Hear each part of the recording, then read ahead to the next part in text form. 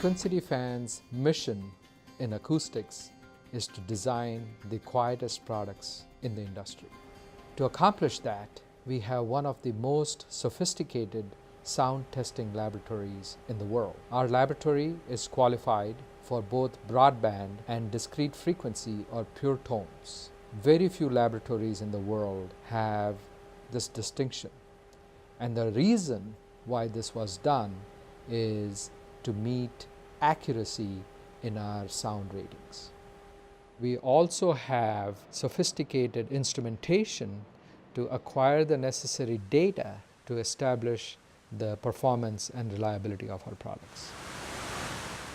We use the reverberant room method to determine the sound power level of our fan.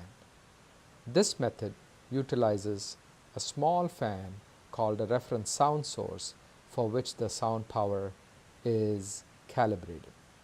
Once the sound power level of a fan has been established, we know that that is the level of energy that is being radiated by the fan. It is very analogous to a light bulb.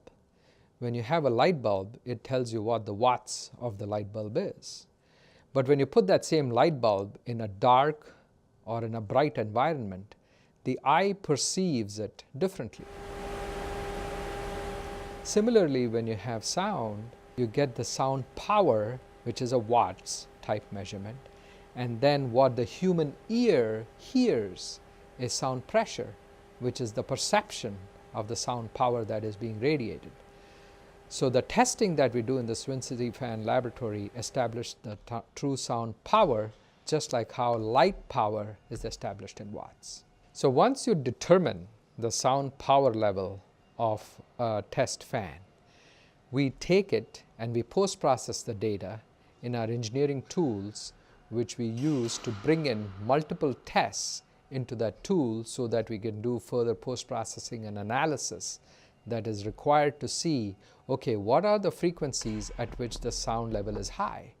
In fans, there are two types of sound sources. One is broadband and the other is tonal. Broadband is a noise like shh, and tones is a noise like. So the combination of a tone and broadband is what the fan produces. At the end of the day, when we look at the sound spectrum in our sound graph tool, we want to make sure that the levels are low.